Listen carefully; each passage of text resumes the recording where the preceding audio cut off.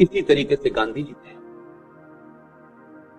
गांधी जी का जब किसी मामले पे विवाद हुआ अंबेडकर से, तो गांधी जी का एक अंदाज था, गांधी जी बात कम करते थे, धरना ज्यादा देते थे, और धरना इतना इतना डराते थे। ये बात अलग है कि आधुनिक भारत में दिल्ली सरकार के मुख्यमंत्री को भी धरना देने की बहुत आदत है। अंबेडकर से किसी मामले पे विवाद हुआ, अंबेडकर के पास गए, अंबेडकर से बोले ये बात तुम गलत कह रहे हो। अंबेडकर ने कहा बात मेरी ठीक है, मैं तथ्यों पे कह रहा हूं। उन्होंने बात के आगे आर्गुमेंट नहीं किया, बोले तुम अपनी बात वापस ले लो, मैं धरने पे बैठ जाऊंगा। अंबेडकर ने कहा, किताब पढ़ी, अंबेडकर की किताब है, हमारी किसी की किताब नहीं।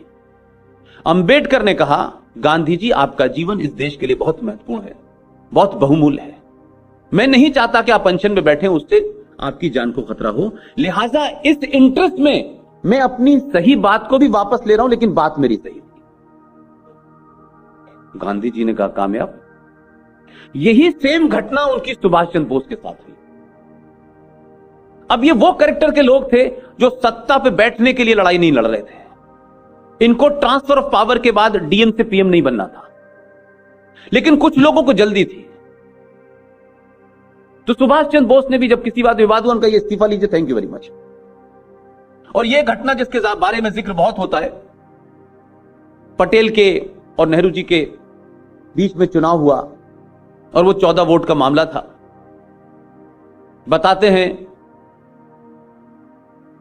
कि 14 में से 13 वोट पटेल को मिले और एक साहब ने वोट ही नहीं दिया था। ये उसमें ऊपर नीचे हो सकता है, 12-11 हो सकते हैं, लेकिन जब वो हार गए तो मैं क्यों ना इसको कन्विंस मानूं। तो उन्होंने कहा कि नेहरू की हार तो मेरी हार है। तो जिन लोगों के लिए प्रधानमंत्री का पद बहुत महत्वपूर्ण था, उनको लगता था कि शायद दूसरा भी उसके लिए उतना ही उतावला होगा। पटेल ने एक सेकंड नहीं लगाया कि यह आप ले लीजिए। लेकिन हमें बताया गया कि नेहरू जी पहले प्रधानमंत्री थे। नेहरू जी तो 46 में अपॉइंट हो गए थे प्रधानमंत्री, और उसके बाद लंबे समय तक रहे। तो जब भी इतिहास पढ़ाया जाएगा, नेहरू जी को अपॉइंट किया उन अंग्रेजों ने जिनसे हम लड़ाई लड़ रहे थे। तो अगर यूनाइटेड भारत की बात आप करें कि यूनाइटेड भारत में, कि 46 में भी भारत बटा नहीं था, तो यूनाइटेड भारत में अगर कोई प्रधानमंत्री बना जो किसी के रहमो करम पे नहीं बना, जिसने अपनी एक फौज खड़ी की और पूरी फौज लेकर के नॉर्थ ईस्ट के इलाके मोयान में आया और पूरा का पूरा मणिपुर से लेकर के सारे इलाके में खड़ा हुआ, उसने अपनी करेंसी भी जारी की, उसने अपना बैंक भी जारी किया और दुनिया के 11 देशों ने उसे मान्यता दी। उस आदमी का नाम था सुभाष चंद्र बोस। तो यूनाइटेड भारत का अगर प्रधानमंत्री कोई बना जिसने अपनी जाती शख्सियत के ऊपर दुनिया के 11 देशों से मान्यता ली, जिसमें यूएसएसआर जैसा मुल्क भी शामिल था, लेकिन मौसूफ जो 46 में बने, उन्हें सिर्फ माउंटबेटन का वोट मिला था। और माउंटबेटन का क्यों मिला था इसके बारे में भी मुझे बताने की जरूरत नहीं है। उनकी मजबूरी थी, उन्हें अपना घर बचाना था। वो बेचारे घर नहीं बचा पाए प्रधानमंत्री बनाने के बाद। इस घटना का जिक्र मैं इस रेफरेंस में कर रहा हूं कि एक बड़े इस देश के वो लीडर जिन्होंने कभी चुनाव नहीं लड़ा, जो सत्ता की दौड़ में शामिल नहीं हुए, और एक आंदोलन चलाया इस देश में। उसमें उस आंदोलन का एक हिस्सा यह भी था कि अपने अपने नाम के आगे से सरनेम हमें हटा देना चाहिए।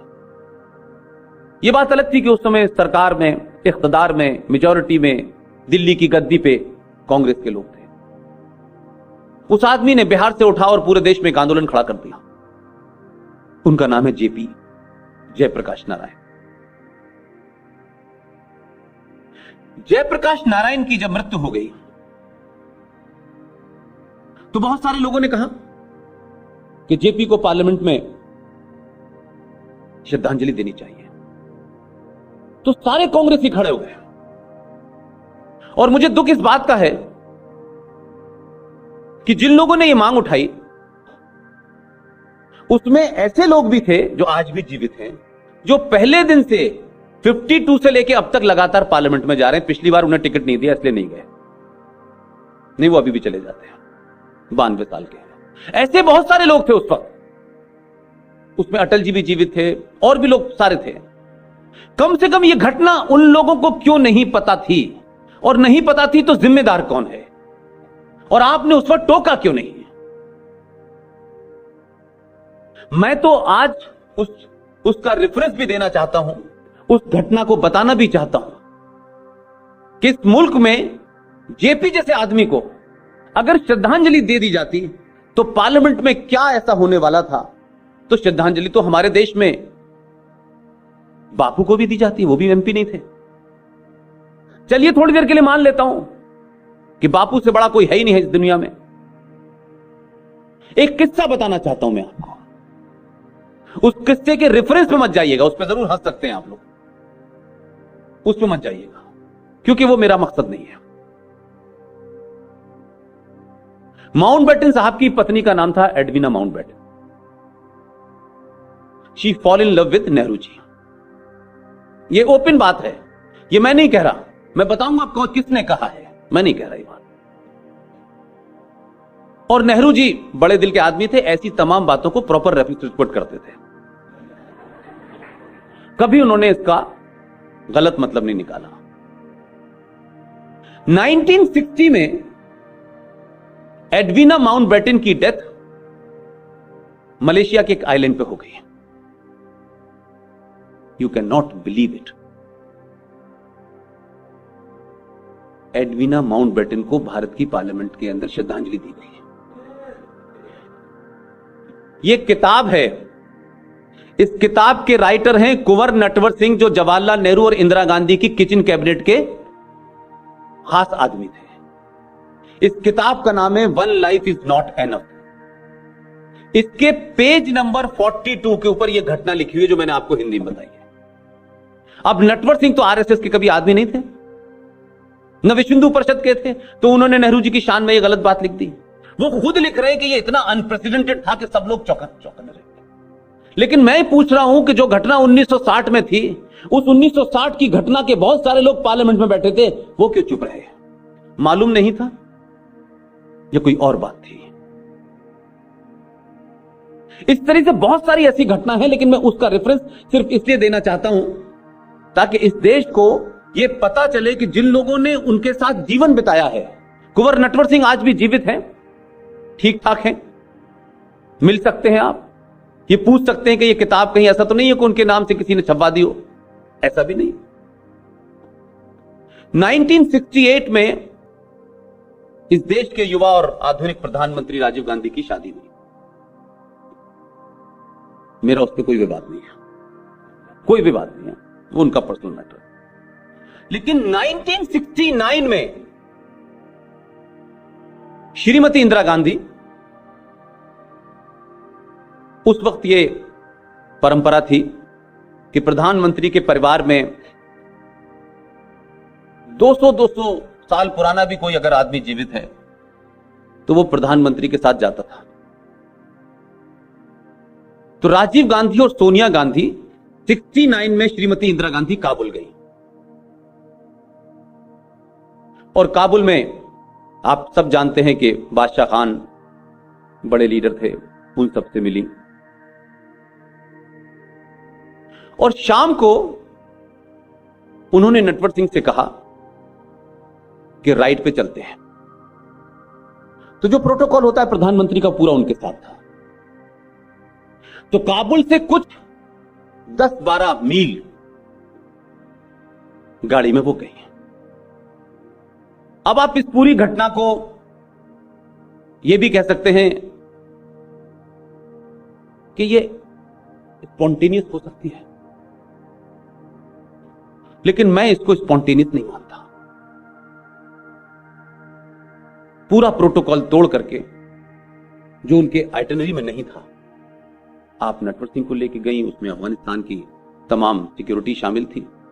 और रास्ते में जब काफी आगे निकल गई तो एक बहुत खंडर सा जगह पड़ती, बिल्कुल खंडर सा था, कुछ उस पे 8-10 पेड़ लगे हुए थे। तो उन्होंने पूछा अपने प्रोटोकॉल अफसर से कि ये क्या है। तो उसने कहा साहब ये बागे बाबर है, बाग ए बाबर। उन्होंने गाड़ी रुकवाई और वहां गई वो, और फिर उसके बाद उस बाबर की मजार पर 10 मिनट तक सर झुका के खड़ी रही। और नटवर सिंह उनके पीछे खड़े थे और उनके दोनों बच्चे भी वहीं थे। मैं कोई किसी को निजी टीका टिप्पणी नहीं कर रहा। मैं पूछ सकता हूं कि बाबर से, जो अपने मुल्क में जिसकी कोई हैसियत नहीं थी, अगर बाबर उनका हीरो होता तो उसका मकबरा बहुत अच्छा बना होता। वो तो टूटा फूटा सा था। बाबर से कौन सी ऐसा इतिहास जान रही थी वो कि 15 मिनट तक सर झुकाए, उसमें लिखा हुआ है वर्ड, सर झुका करके 15 मिनट तक खड़ी रही। किस बात की श्रद्धांजलि दे रही थी और किसको दे रही थी? यह बात पेज नंबर 144 पे नटवर सिंह ने जिक्र किया है, क्योंकि वो खुद मौजूद थे वहां। अब हम आज बाबर की बनाई हुई राम मंदिर के ऊपर बहस कर रहे हैं। जिस बाबर को खराज अकीदत पेश कर दी गई हो, नटवर सिंह ने उनसे पूछा कि आप क्या, किस लिए आप आई हैं? तो उन्होंने कहा मैं इतिहास को याद कर रही हूं। अब जिनका इतिहास याद करने का बाबर से शुरू होता है, तो इस देश की दुर्दशा जो आज है वो होनी चाहिए थी।